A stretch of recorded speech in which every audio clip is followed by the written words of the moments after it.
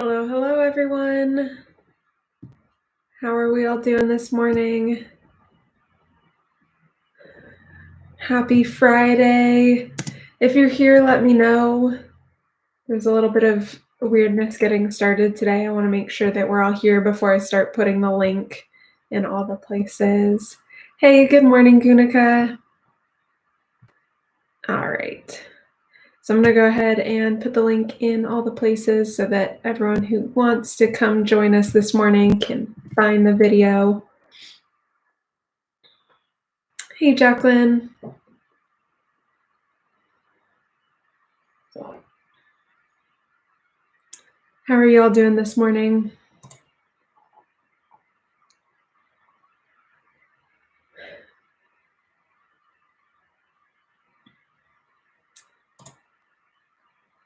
It's been sort of, I'm glad to hear you're doing all good, okay. It's been sort of a weird morning for me. I got up, ready to go, excited to start the day, which is great. I'm almost done with all of the grading, which is helpful since grades are due today. And I got this lovely email from one of the seniors that I have taught for 3 out of the 4 years that she's been at high school, and can't talk about it because it got to me a little bit. It's really fun to have been such a big part of some of these kids' high school experience, and I'm sad that we don't get to finish it out together the way that we thought we would. So yeah, Jacqueline, isn't it fun to basically have no assignments left? Hold on, I'm gonna mess my window real quick. I'm excited to have everything, at least on my end, everything is almost done. I have a little bit of grading left to do, but we're really close to being done, and that's exciting. Oh, good, okay, you finished all of your assignments yesterday. Awesome. Hey, good morning, Valerie. Yeah, one of the things I need to do once we're done all the way with school is I've just been spending way more time on screens than I would like to be. Certainly my computer for all of the work that I've been doing, but also even just like my phone and watching TV. And I need to give my eyes a break and my brain a break. So I want to do a little bit more reading, a little bit more sewing, a little bit more walking, so that I'm not constantly staring at screens, because I know that's not good for me.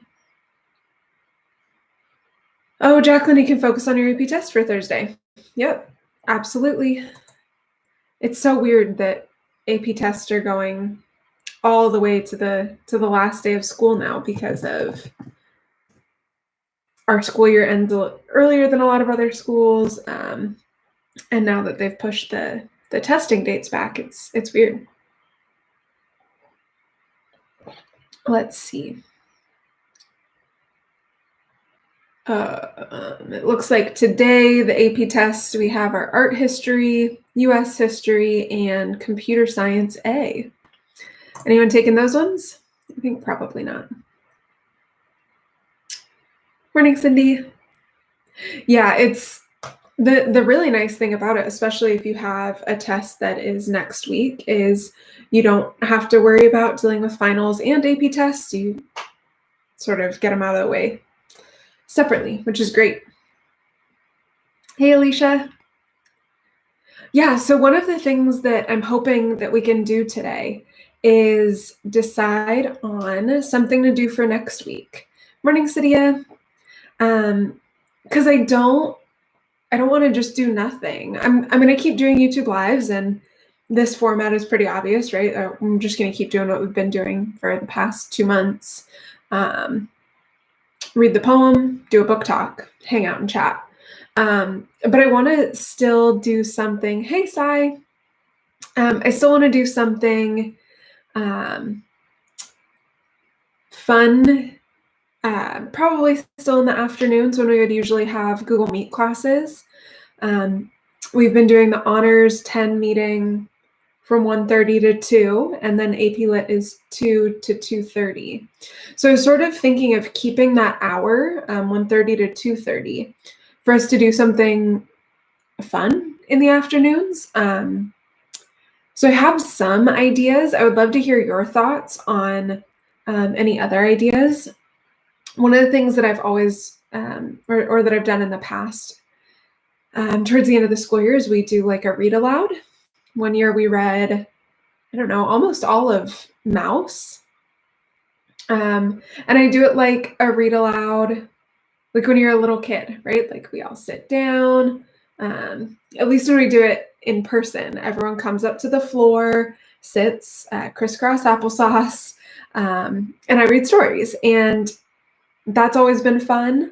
I also thought about doing something like listening to chill music and doing like coloring pages together, or doing like drawing tutorials together. Something like that would be fun and maybe like not super academic, but something that we could all do together. Yeah, Mouse by Art Spiegelman. It is. It's a really good book. The year that I did that one, we had just finished studying genocide, so it was a really interesting connection. Morning, Mrs. Garcia. So I'm curious to know what you all think would be fun for us to do. It'll only be for next week. So for the 5 days next week, about an hour each day. I'm trying to figure out what we can do that will keep us all together, hanging out, a time that's like a real, in real time, that you could be asking any questions that you have, or just chatting with each other. I think that's one of the most beneficial parts of those Google Meets, is that it, even though it's often a small group, it still feels like we're all getting together at the same time to do something. So think about it. I'll do the poem, we'll do a book talk, and then we'll sort of come back to this topic and see what we can do next week. All right.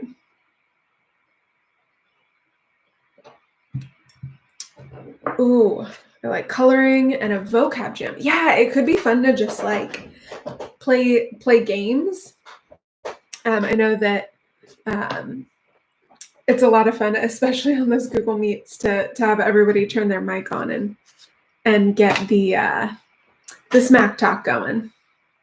All right.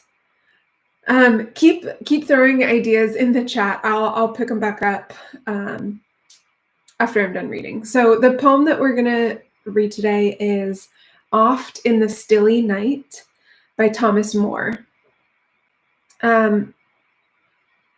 I'm gonna read it and then I'll talk about it. So "Oft in the Stilly Night." Oft in the stilly night, ere slumber's chain has bound me, fond memory brings the light of other days around me, the smiles, the tears of boyhood years, the words of love then spoken, the eyes that shone, now dimmed and gone, the cheerful hearts now broken. Thus in the stilly night, ere slumber's chain has bound me, sad memory brings the light of other days around me. When I remember all the friends so linked together, I've seen around me fall, like leaves in wintry weather, I feel like one who treads alone. Some banquet hall deserted, whose lights are fled, whose garlands dead, and all but he departed. Thus in the stilly night, ere slumber's chain has bound me, fond memory brings the light of other days around me. I don't know, the second half of that poem, it just makes me sad. And I think it's perfect. It's all about how when you're laying in bed and you can't fall asleep, you just start thinking, right? Remembering the good and the bad. And I think it's really interesting, and it does such a nice job of making us feel what the speaker is feeling. So Alicia, the poem was called Oft in the Stilly Night. I'll put it in here real quick. Oft in the Stilly Night by Thomas Moore. So there you go. Yeah, it's one of the interesting things about this book of poetry. I never liked poetry until I started reading modern poets, contemporary poetry, the people who are reading and writing and talking about things that are very much now. That's how I got actually started to like poetry. This book was published in 1994, so it's pretty old at this point, and a lot of the poems are much older. So I find myself sometimes finding it challenging to get into the poetry because it's from time periods that I'm just not as interested in. But when I do find one I like, I think it's interesting to see how similar things can be, right? Things like staying up late thinking about memories, right? The good, the bad, the nostalgic, the good and the bad, and all that good stuff. So there you go. All right. So we're going to get into our book talk for today. And I don't know. I'll be honest, I remember not even like loving this book. I thought it was good, thought it was fine. But it was super popular when I was in high school, maybe college. So it's Water for Elephants by Sara Gruen. And it was just super, super popular. And it's about a circus, right? So the book was super popular, and then it got made into a movie that has Reese Witherspoon and Robert Pattinson, which was also like really popular, and it's about the circus. And when The Greatest Showman came out, which was also about the circus and had just like this very similar feel to it. And I don't know, it just kept making me think of this book, Water for Elephants. So I'll read a little bit of the synopsis and the first couple of pages. Though he may not speak of them, the memories still dwell inside Jacob Jankowski's 90-something-year-old mind. Memories of himself as a young man tossed by fate onto a rickety train that was home to the Benzini brothers' most spectacular show on Earth. Memories of a world filled with freaks and clowns, with wonder and pain and anger and passion. A world with its own narrow, irrational rules, its own way of life, and its own way of death. The world of the circus, to Jacob, it was both salvation and a living hell. Jacob was there because his luck had run out. Orphaned and penniless, he had no direction until he landed on this locomotive ship of fools. It was the early part of the Great Depression, and everyone in this third-rate circus was lucky to have a job at all. Marlena, the star of the Equestrian Act, was there because she fell in love with the wrong man, a handsome circus boss with a wide, mean streak. And Rosie the elephant was there because she was the great gray hope, the new act that was going to be the salvation of the circus. The only problem was Rosie didn't have an act. In fact, she couldn't even follow instructions. The bond that grew among this unlikely trio was one of love and trust, and ultimately it was their only hope for survival. Surprising, poignant, and funny, Water for Elephants is that rare novel that with a story that's so engrossing, one is reluctant to put it down. With characters so engaging, they continue to live long after the last page has been turned. With a world built of wonder, a world so real, one starts to breathe its air. And that is a very high praise. I don't know that I remember agreeing with it as strongly as that, but I remember thinking it was interesting. Um, and it has a setup that I like. So it's a frame story. It starts with Jacob in his 90s and then sort of goes into a flashback of his time um, in the Great Depression in this circus, and then finishes out again in his 90s, which is a story structure that I really like in general. So let me go ahead and read some of the book. We'll read just the first page or two of the beginning of the first chapter. So I am 90 or 93, one or the other. When you're 5, you know your age down to the month. Even in your 20s, you know how old you are. I'm 23, you say, or maybe 27. But then in your 30s, something strange starts to happen. It's a mere hiccup at first, an instant of hesitation. How old are you? Oh, you start confidently, but then you stop. You were going to say 33, but you're not. You're 35. And then you're bothered because you wonder, if this is the beginning of the end? It is, of course, but it's decades before you admit it. You start to forget words. They're on the tip of your tongue, but instead of eventually dislodging, they stay there. You go upstairs to fetch something, and by the time you get there, you can't remember what it was you were after. You call your child by the names of all your other children, and finally the dog before you get to his. Sometimes you forget what day it is, and finally you forget the year. Actually, it's not so much that I've forgotten, it's more like I've stopped keeping track. We're past the millennium, that much I know.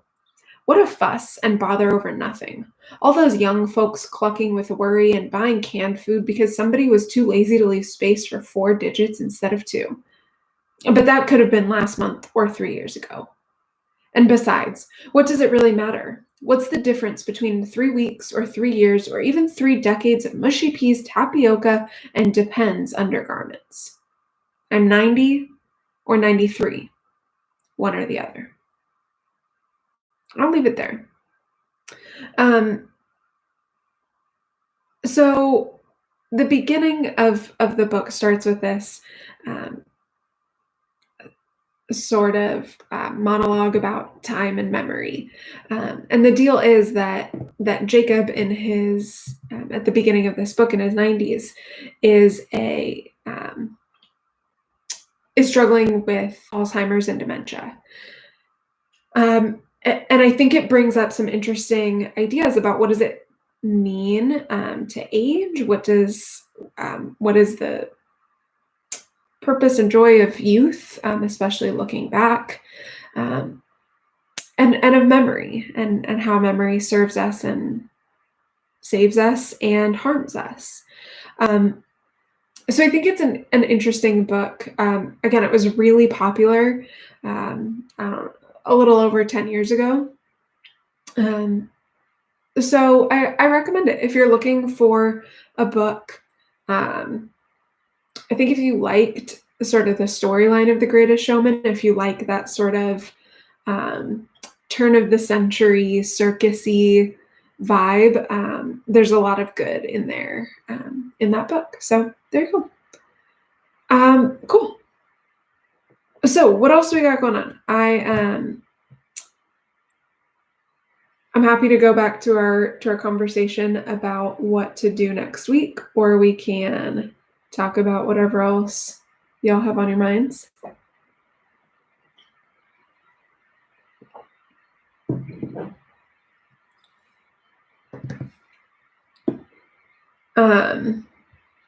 For next week, I think what we'll do is I will put a poll on my Twitter and I'll post it to Canvas.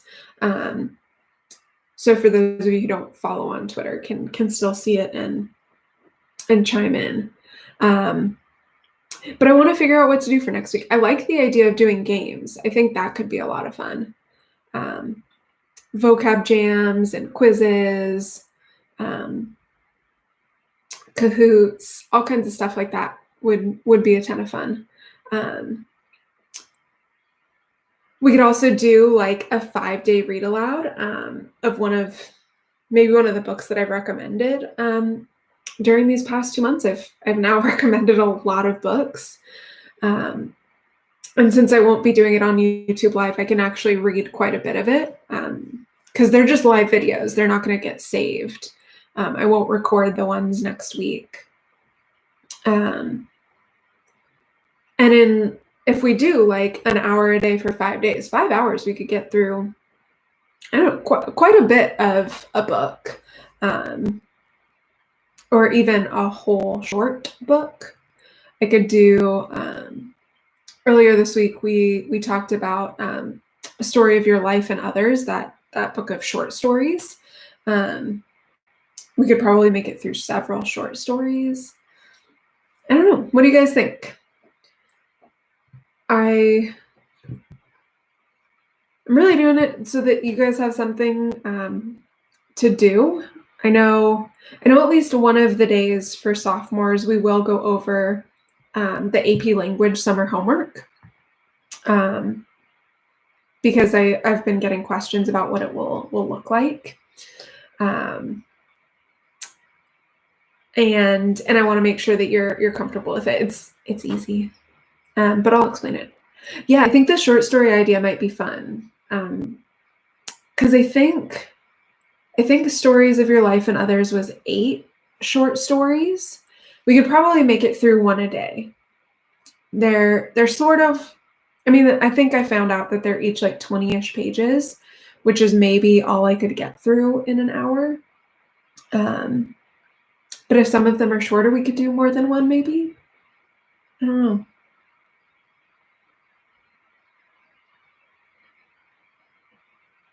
Is there anything else I'm not thinking of? I'm sort of in the like story reading, artistic mindset. I don't know if there's something else that would be fun for us.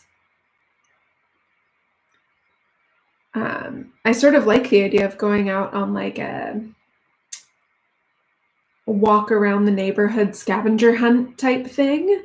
But I think that might be too much of a challenge to make happen live, right? Like in real time. So I don't know.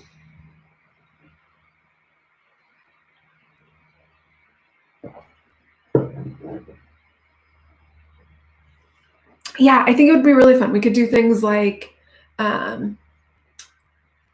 I know in some of these scavenger hunts I've seen, they look for really specific things. We could just do like a colors of the rainbow type thing. You have to find something red, orange, yellow, green, blue, purple. And all just go on a walk and chat and talk about when we found it. But I worry that trying to do that on Google Meet, that might be challenging to keep everyone actually online and connected. Maybe it's something that we do just like within our houses. I don't know. We'll have to figure something out. I'll put a poll on Twitter today that sort of gives us some ideas, and we'll do like 24 hours to vote, figure something out. That gives me a data plan over the weekend, so that on Monday we can get started, because I think that's going to be a nice treat, right? We're not going to be doing any more assignments. We're not really going to be doing any more academics, but I think it's still, fun for us to be able to be together virtually and hang out. I don't want to totally lose that before we need to, right? A week from today, it'll be the beginning of summer, which I think is going to be a weird transition for a lot of us, because it'll feel a lot like how it feels now. I think summer is usually a really nice break, and it's nice to get a chance to hang out at home and do the things we want to do. But so much of that is gone. I think it's going to be boring for a lot of you to not even have school stuff to do. So I don't want to force you into that early if we don't have to. So I think we'll wrap up for today. I got to finish this grading so that I can actually be done with grades. So I'll put up the poll probably this afternoon, and then I'll post it to Canvas whenever it's up there so that we can all have a say in what we do next week. But other than that, I hope you all have a great rest of your Friday. I hope you have a great weekend. Make good choices. And I will see you all either later today in Google Meet. Honors 10, we do still have our Google Meet today. Seniors, we don't. I will see you next week. And if I don't see you in Google Meet today, I will see you back here again on Monday. Have a great rest of your day. Always remember who you are, what you represent, and to share your Mustang pride. Bye, guys.